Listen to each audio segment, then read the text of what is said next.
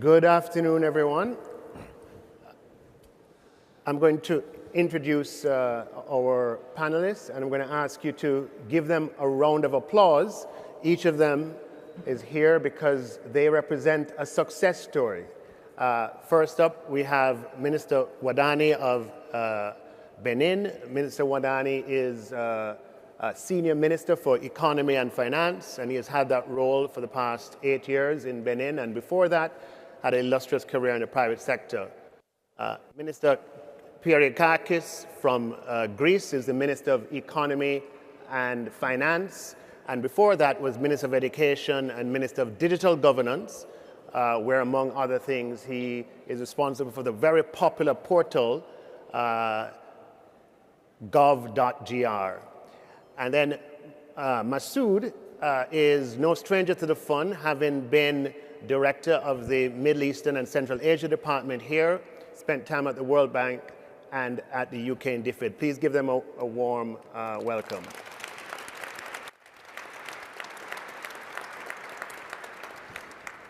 So, reform that leads to sustained economic improvement is often born of adversity. Adversity in the form of sudden shock, or adversity in the form of sustained and prolonged economic imbalances. The road to reform is often not straight, it's quite bumpy at times, but some countries have been able to transform moments of crisis into lasting improvement, economic improvement, dynamism, inclusiveness, and in resilience. This afternoon, we want to explore some of those experiences with particular focus on the conditions that would have led to this kind of economic revival, on the essential elements of what allowed these reforms to be sustained over time, and about the partnerships through which these reforms were built. Please join me in welcoming Minister of Paraguay, Minister of Economy and Finance, who is no stranger as well, spent several years here at the fund, was at the World Bank as well, and was central bank governor for Paraguay, and is now Minister of Economy and Finance. Please welcome him. So with that introduction, I'll start with you, Masood. What are the things that bring countries to the IMF, and are there common themes in groups of countries, and how have those things changed over time, the things that bring countries to the IMF? Thank you very much, Nigel, and thank you all for being here during your lunchtime. Look, countries, when you say bring them to the IMF, let's first of all define, we're talking about come to the IMF in a program relationship. Because of course, countries and the IMF have a close relationship all the time through surveillance, through the capacity building role that the IMF has. But when they come to the IMF, there are many representatives of countries in the audience as well as here. It is because they are experiencing pressure or on their current account, on their balance of payments, or on their economies, for which they need some support in tackling those imbalances. It could be that the pressures come from some exogenous shock, as you said. COVID is a very good example recently. Many countries came to the fund as they were all hit by this common shock. But more often than not, we have to admit, the problems are caused by imbalances in domestic economic policies, where countries tend to spend more than they have, and that builds up an imbalance, and then you end up arriving at the fund.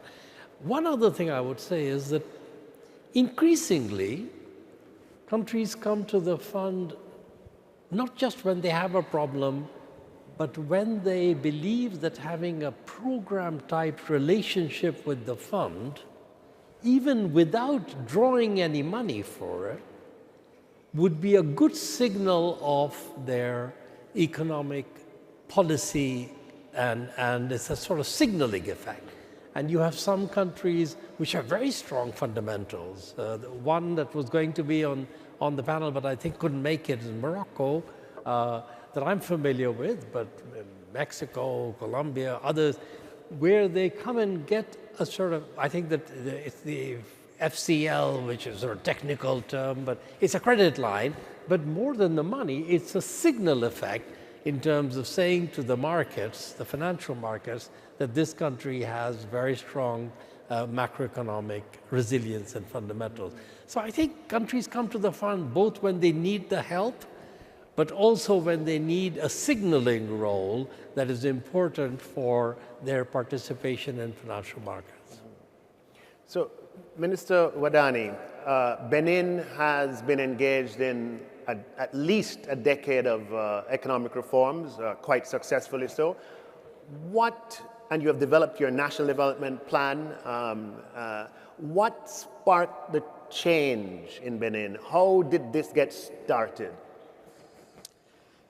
In the case of Benin, I believe that we had in 2016 a change of leadership. So the trigger of what's happening in Benin now is the fact that we had a leader that came with a clear vision and with a small team that shared that vision. In 2016, we had a very peaceful election, change in the system, and that was the case also in 2006. So every 10 years we used to changes, but how come at that time that change is creating now a huge transformation of the country? I believe that it's because Mr. Patrice Talon, our head of state, he was a very successful businessman. He knew the country very well. He was operating in the country for decades. And then in 2012, he had some issues with the former government. So he has to leave the country and live in Europe for 3 years. And during those 3 years, he was thinking about what are the weaknesses of our system? What are the strengths of the country? And then with a small group of people, and I was lucky to be part of that, he started thinking about what should be the transformation program to bring our people from poverty to prosperity. And then he developed a belief that being a small country in Africa does not set you to be poor forever. Being a small nation in Africa does not set you to be known as corrupt country, poor country, etc. So he said, you know, let's do what we did in private sector. Let's go back and manage as a private sector. So he came back with that vision, with a clear program, and then we started the transformation. And the program was organized around two key pillars. The first one was key reforms, and the second one was key investment. For the reform, I only want to mention two of them, because we're talking about common sense things that is changing the country. I must say that when you look at the macro figures, you realize that Benin is doing well. We've been doing well for the last 9-10 years. IMF was in Cotonou last week. They confirmed that for 2024, growth rate was 7.5%, 100 basis points above the forecast. The forecast was 6.5. We end up with 7.5. We managed to reach fiscal consolidation 1 year ahead of time. Deficit now is set at 3.0, which is very unique in the region. But when you think about the performance, we're talking about data, but when you ask people who visit Benin, they will tell you that from the north to the south, everywhere in Benin, you see a lot of changes, construction ongoing. You see that the population, they looks happier. Something is going on. You can feel like there is a revolution, something going on in the country. Mm-hmm. And what is key here is that what we've been seeing now was part of the plan at the beginning. So the first reform we did was we had to start with the governance. At that time, we had in Benin about 250 political parties. So after each election, the government was set with more than 50 ministers, and each minister had large cabinet. So all the public spending were just for ministers, cabinet, etc. So when you look at our budget at that time, around 80% of domestic revenue were dedicated to general spending. So the first thing we did when I came in 2016 as Minister of Finance is like, basic common sense. More than 51% of domestic revenue should be dedicated to investment, period. So the government size was reduced from 50 ministers to 20. Ministers' cabinet from 25 to 5, advisor, etc., etc. So the fact that now we only have 10 political parties, when you have a law, you have a reform, you only need to discuss with 10 political parties instead of 250 political parties. So that reform allows to have, environment where you can discuss with people who are dedicated to improving the day-to-day life of people. So it starts with the vision, it starts with the belief that with hard work and the appropriate governance, you can change. So our situation is unique because we didn't have any civil war, any shocks. We have a peaceful political transition, but at that time we have a man, a president, with that strong vision. But you could say that you didn't have a shock, but you had imbalances over a long period of time. That was your adversity. Absolutely. Yes. We can see that poverty rate was increasing, Right. and deficits were going, above. Let me bring in Minister Fernandez. You pursued central bank independence as far back as, I think, either 2011 or 2013, and fiscal council in the other of those 2 years. Yeah.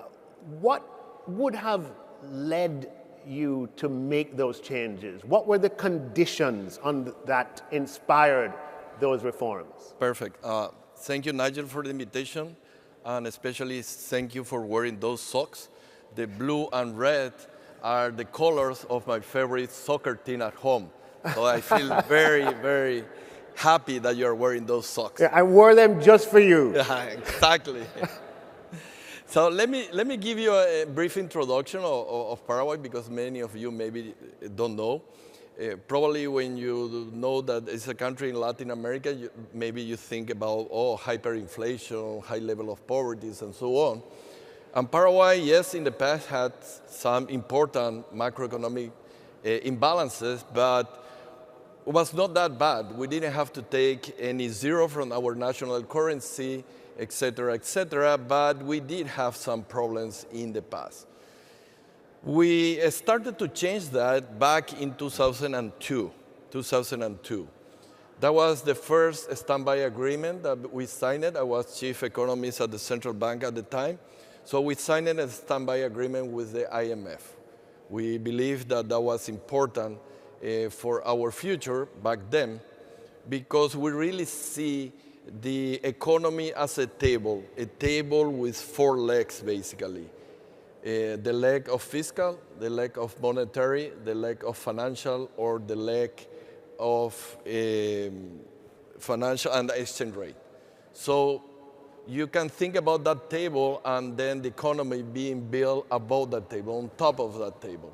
And you can imagine what happened to the table on whatever is built up on that if you have one of the legs that is not working clearly well.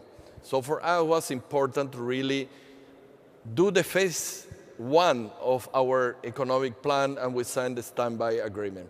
You cannot do anything without macroeconomic stability, sound macroeconomic policy. You can look at any experience in the country, and it's very difficult. Maybe you can be a chicken fly, you can fly for like a short distance when you're doing crazy stuff, but those who are flying like an eagle are those who have, as a precondition, macroeconomic stability. Precondition that is necessary, but is not sufficient. I'm going to talk about phase 2 later on.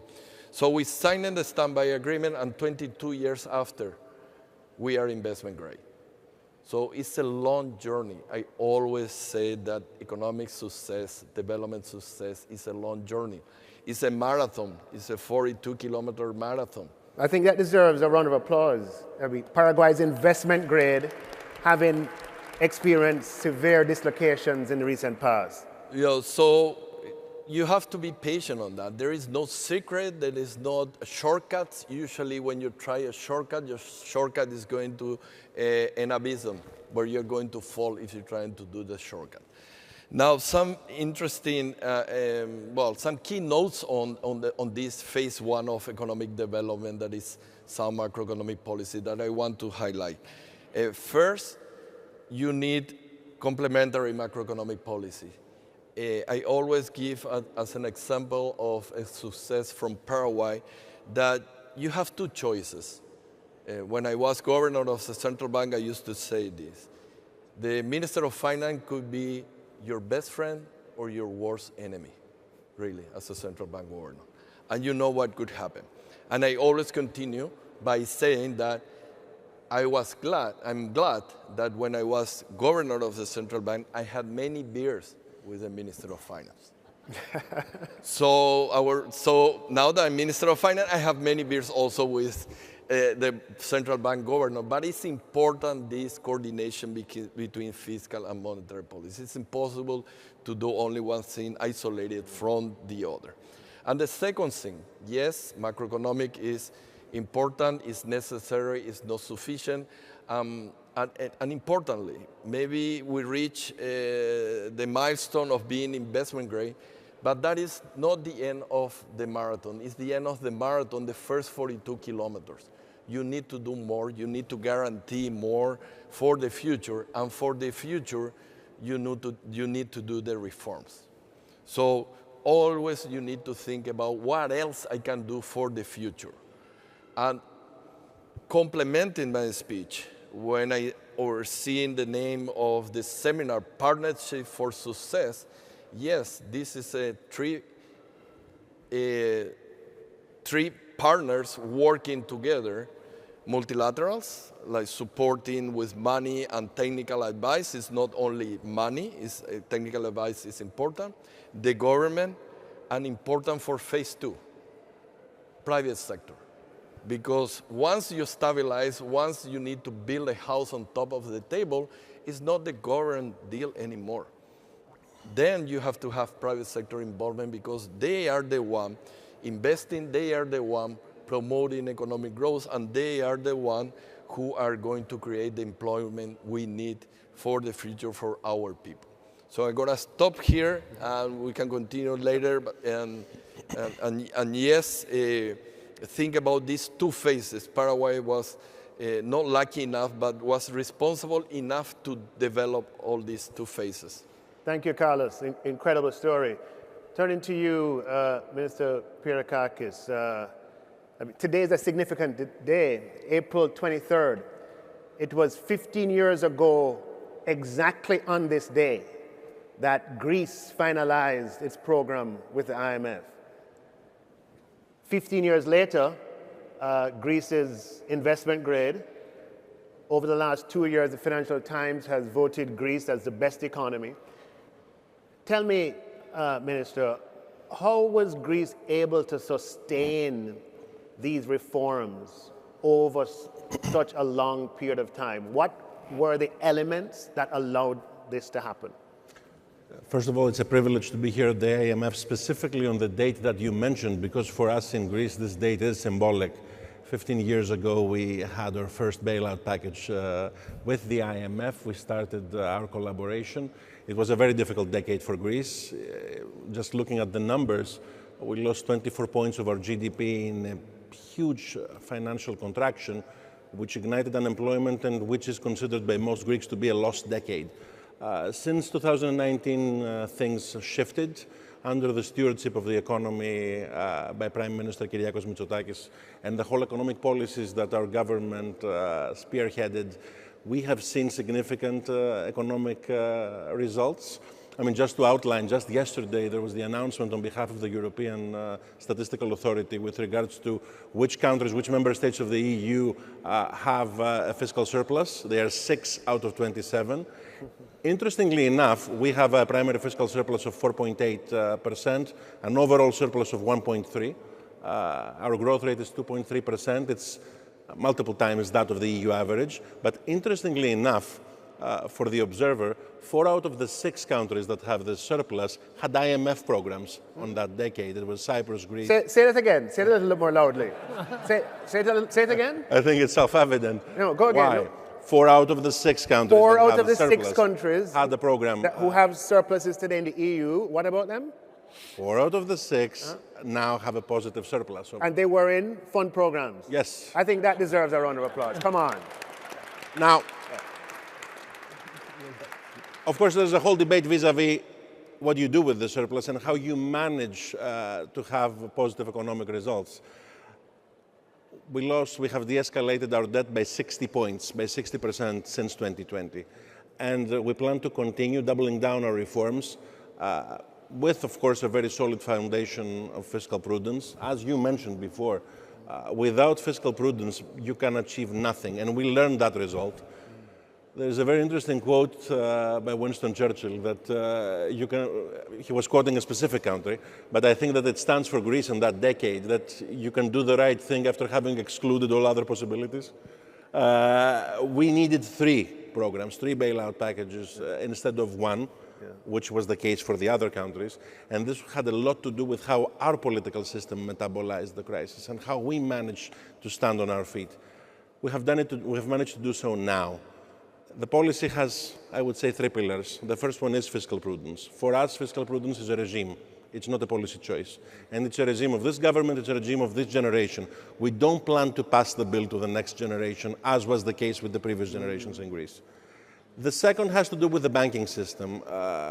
There's a very interesting quote by Michael Lewis, who wrote a book on those countries. Unlike the case of Ireland, for instance, where, as quote unquote, Michael Lewis says, it was the banks that sank the country. In the Greek case, it was the country that sank the banks. The Greek crisis started from the inability that the Greek government had to refinance its debt.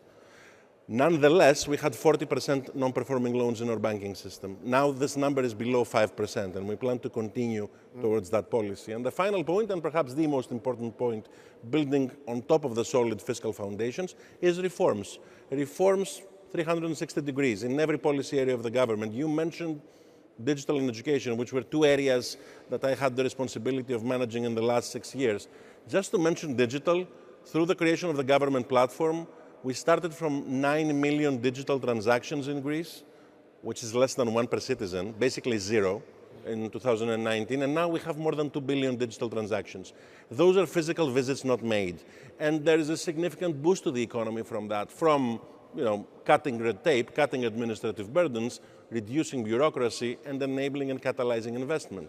Same holds for reforms that we need to do in the pension system. Same holds for reforms that we have already done and established in education.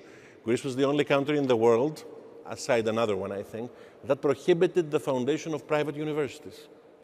We passed a law which allows for the foundation of private universities, and guess what? This creates a positive economic boost. So this comprehensive policy of reforms throughout the economy has produced dividends, has produced results. And continuing towards that path, I think, will produce more dividends in the future. Having metabolized the lessons of a very difficult crisis, having ingrained those lessons overall in the population, I think is a very significant mindset changer. And it's very important to leverage that overall as a government and as a country. Yeah. And this is the core success. The success is a change in mindset. Very impressive. Can I ask a question? How important do you think it was to have those dividends come along the way, meaning for it to be demonstrably the case that this works? Well, I think, Faulkner has this quote, show, don't tell. Yeah. It holds for authors, it holds for politicians. Yes. Show, don't tell. And it's but show in a non-opportunistic manner. Opportunism in the macroeconomy can kill you. Yeah. You need to do it sustainably. It needs to be part of a narrative. It needs to be part of a narrative that builds up itself, but you need to be agile. Agile is a terminology that computer scientists use. It's the difference between agile and waterfall. Don't wait for the overall perfect policy edifice to manifest itself 6 or 7 years later. Build it up, floor per floor, room per room. This is what we have managed to do and sustain leveraging the positive macroeconomic results, but using them through interesting reforms to unleash economic potential. And if I am to use another analogy from IT, if you looked at Greece from a helicopter view in the past, one could claim that Greece always had the hardware but lacked the software. What is the software? It's the proper institutional landscape. It's having the proper rules, the proper policies, the proper mindset to unleash the growth potential in the obvious areas, tourism, real estate, foreign direct investment in certain areas, but also in the non-obvious areas, in the areas where we have significant human talent that we can unleash the potential of. And this is what we have managed to showcase under the leadership of Kyriakos Mitsotakis in the last 6 years. Show, don't tell. Masood, let me ask you. It's often said that for fund programs to succeed, you need a healthy combination of domestic ownership by the government, and you also need popular support. You need societal acceptance of the reforms. How can the IMF better design programs that achieve these two prerequisites? I think one lesson that I've taken away looking at many countries over the years when we worked with them is that you can do stabilization programs without a great deal of broad support. Because the stabilization is something that you know what the instruments are and you can act on them. Governments have reasonable control over those instruments, fiscal, spending, tax, cutting back on imports. But you can't build resilient economies and you can't undertake the growth-inducing agenda without broad popular support.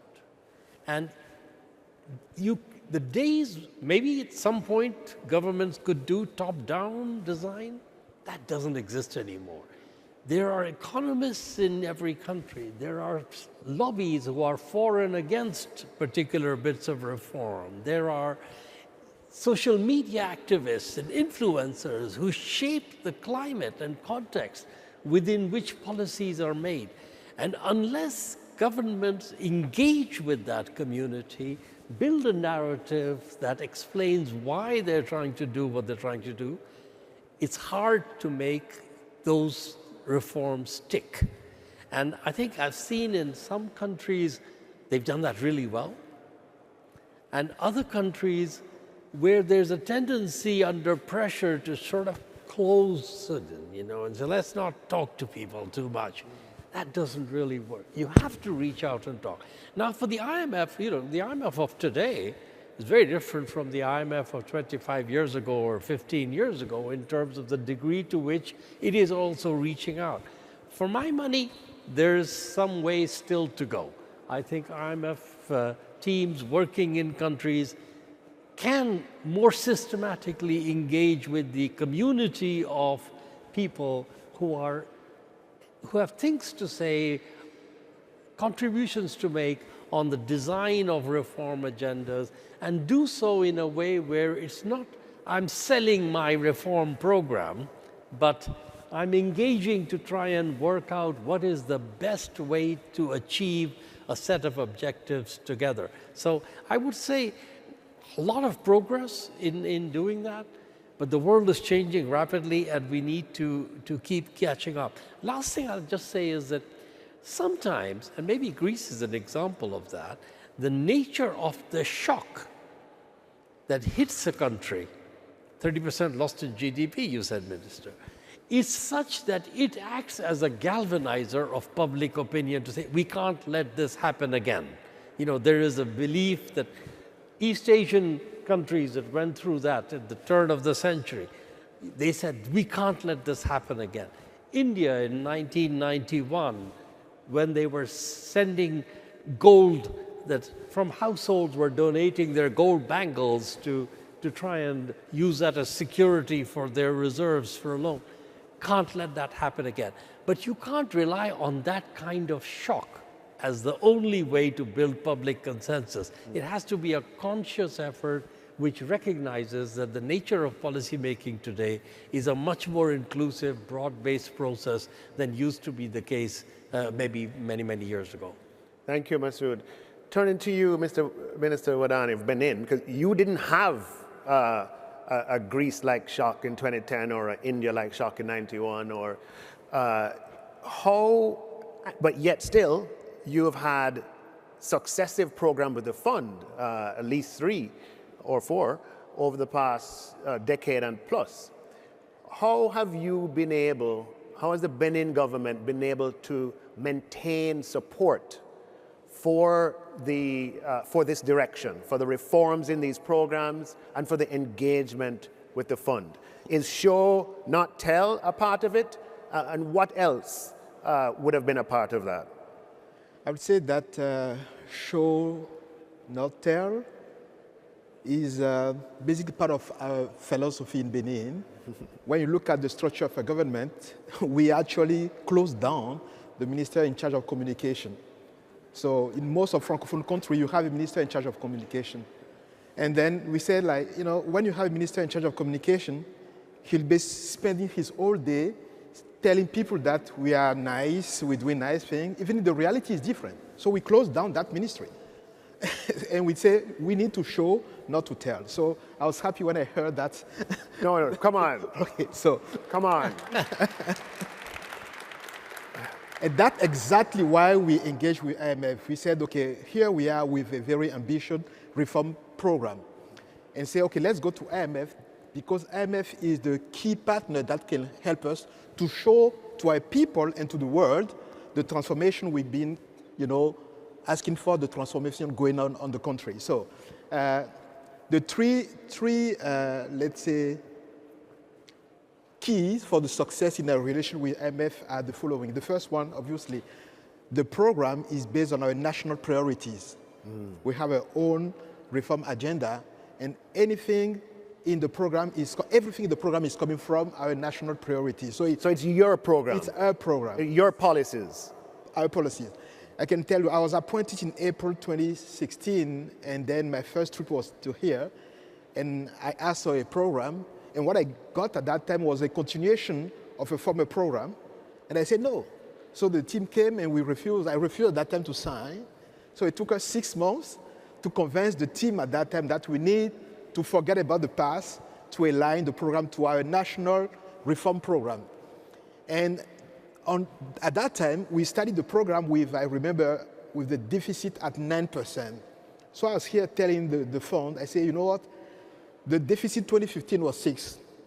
I want to start my economy. I'll bring the deficit to 9, and in 3-4 years' time, I'll come back to 0. I will have a surplus. And they said, no, it's not possible. After 6 months, the fund accepted to use our agenda, reform agenda, and we set the program. And in 2019, we brought the deficit to 0.5%. We delivered. And I can tell you, without the COVID-19 crisis, when you look at the 2020 budget, without the COVID-19 spending, we should have like a surplus of 1.2%, which was what I told the fund when I came here in 2016. Wow. So we delivered on that. So the first key was to manage to have the support of the fund to align 100% of the program on our national priorities. And doing so helped us to convince the population, our people, to support us. So that was key. The second thing is, we actually using the fund beyond what is in the program. Every single time the team of the fund come to Benin, I will spend hours talking to them, asking them questions on other reform outside of the program. So the program is one thing, but we try systematically to look beyond the program, to leverage on IMF 80 years of experience, your capacity to have benchmarking all over the places, and then get your support on other metrics, other programs. So that's also something very, very... So the program is a baseline. It's you're baseline, going above and beyond. I can say we spend 25% of the time talking about other additional program, additional things. Excellent. And then the third one is, strong ownership. We have a dedicated team. I can tell you, we don't wait for the fund to come to make sure that everything is on, on target. So it's ongoing review, self-review. And then when the fund comes, I can see some of the team here. They can tell you we are always well prepared because we have very strong ownership on the program. So those are three key pillars of the success, I think. Minister Fernandez, clearly no country is an island, I'm using that on its own. Countries depend on partnerships. Partnership with the IMF, partnership with other MDBs. Can you share with us the role of partnership with the fund in financing, in capacity, in technical, in whatever areas? How important has partnership been in your success? Perfect. But let me first mention that after listening the stories of these three countries, actually Javier Milei didn't actually invent the motosierra. He was borrowing from this guy who made a very good stabilization program in their country. So it's incredible what they have done over the years and to get the economic success that you're having at this moment. To that, let me mention before going to the role, because you're asking me, okay, what is the role of multilaterals? I'm gonna mention just a little bit two things. First, what is key for success? Yes, support from the multilateral is key for success, but I believe is as important as that, or more important than that, is country ownership. It's not the IMF, the World Bank, the IDB, the African Development Bank who will solve the problem of a given country. It's the people in their country that are going to solve the problem of that country. If society is not convinced, there is no way that somebody else can help you. So let me mention the following. When I started as a central bank governor, right after 15 days or a month, we launched a book celebrating the 70th anniversary of our national currency, that last year celebrated 80. At the time, the name of the book was the Guarani, that is the national name of the national currency, 70 years of stability. And the sentence below was important, a conquest of society. If society is not convinced that macroeconomic stability is important, there is no way that you can have all the support from multilateral. It's going to be a failure. You need to be convinced on that. Going to the program with the fund. We have signed a standby agreement with them. Through the level of international reserve were very low at the time in 2002. However, we didn't withdraw any money from the IMF.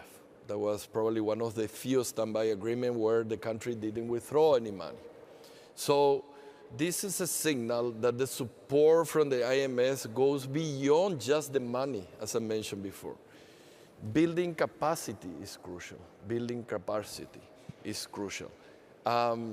In that sense, given that here at the IMF there are so many people working with so many countries, for sure some of them have seen a problem that is very similar to the one that your country is having. I mean, maybe I have problem with the National Development Bank. That is an example from Paraguay, and we need to close. Maybe the IMF can, no, wait, let's see what Mozambique or maybe Kazakhstan did before, and you're learning a lot from that, and you're taking better policy decisions. And the same happened with the other multilaterals. Now, I want to go back to phase two. Remember, phase one, macroeconomic stability. Phase two, the way forward, the pathway to development, where private sector is going to be crucial. And again, maybe not the IMF, even though I believe there is still room for the IMF to participate, but for other multilateral institutions, there is a graduation level at which maybe you don't need that money for sovereigns, but you need a lot of advice, financial support, etc., for the private sector. And then the multilaterals are going to be the one leading the effort of the private sector to access to international market. First, by borrowing, for example, from IDB Invest, from the IFC, etc. And then later going to the international market to issue a bond and get the money. Basically, the same process as the sovereign did before. At one point in time, the private sector have to do the same process. Slowly testing the water of the local market, they go in abroad, and in that sense, the participation or the support of the different multilaterals is going to be key for this phase 2 of development. Yes. Thank you, Carlos. Masoud, back to you. So in fund programs, we know that the IMF works very closely with the World Bank on a lot of the implementation of a lot of the reforms. How do you think the fund can improve that partnership to the benefit of the country? How can these institutions work better in the context of a fund program for the benefit of countries? You know, the history of the relationship between the bank and the fund is one that has had its ups and downs. That's 19th Street, just behind all of you. And there are periods of time when 19th Street seems quite narrow and easy to cross. And there are periods of time when it feels like a very wide street and very hard to cross in either direction. I think that in the countries and at the level of country programs, there's always been collaboration and cooperation. How do you make that more systematic? How can you make that better? The IEO, the Independent Evaluation Office of the IMF, did, I'm thinking maybe 3 or 4 years ago, an evaluation of the IMF World Bank relationship and other relationship. And there were a couple of lessons that I remember from that stuck with me. One was that the relationship works best when the responsibilities of both sides are clearly defined. When you know what you want from the other side and when you need it and why you need it, I think that helps a lot. The second thing that is important is when it's not a transactional relationship. When you start off with a common agenda that you sit down and with the country being in the front seat, if like the driver's seat, you say, this is where we need to have collaboration between these two institutions because of their expertise, because of the different operations they'll do, that together will help the country make progress on this agenda. So I think you need to have a shared sense of objective and a clearly defined allocation of responsibilities and what is expected and when. That helps to make it work better. But you know, there are also instances where the calendars of the two institutions tend to be out of sync. The IMF often has to respond very quickly on a certain area. And sometimes the bank needs to think much more longer term in its planning. And it's important to iron those out as quickly as possible and with as much frankness as you can, recognizing that, I think being straightforward is probably the easiest way to deal with it. Thank you, Masoud. All right, we're now in the rapid fire round where we're going to go really quickly, 5 sentences, 7 sentences. And the question is this. It's all well and good to have successful fund programs to achieve macroeconomic stability. Some question the value of that. Benin, you have experienced regional conflicts have shut down your borders with Niger and with Nigeria. You experienced COVID. You experienced the inflation shock. How have you been able to navigate those crises, and has this success been helpful to you? I will say that we were very lucky. We're lucky because during the period of 2016 to 2019, before the shock started, we were in program with IMF, and I told you we managed to bring the deficit down to 0.5% in 2019. So we have buffer, and we had like a very strong macro situation before the crisis started. So it started with devaluation in Nigeria, border closure with Nigeria, COVID, etc., etc. So I would say that we were lucky that we took the right decision day one when we came in 2016. We engaged with the fund. We have a very robust program with the fund, and that program helped us to build up our credibility with the market, international financial market, and to have a strong baseline. So we were prepared, I would say. Also, the fact that we actually work to make sure that we have a very diversified economy. Prior to 2016, GDP was driven by purely agriculture, and cotton was the only and the main product.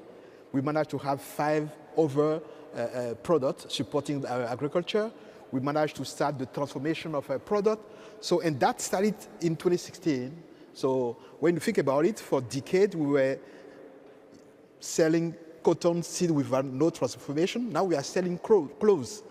So the fact that we started the reform to create local industries and to get our private sector ready to support the creation of growth make us, to be in a position where the shocks.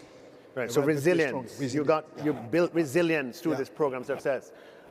Minister Hernandez, tell us how exchange rate flexibility that you successfully implemented a decade ago, tell us how useful or not that has been for the climate change crises that you have experienced, the COVID economic shock, the inflation crisis, etc. Quite important. I mean, the economy is nothing different than a human body. Human body, you always shake hands, give kisses in Latin America, go to a movie, in a theater, to a soccer game with a crowd. I mean, you're subject to shocks, like virus shocks.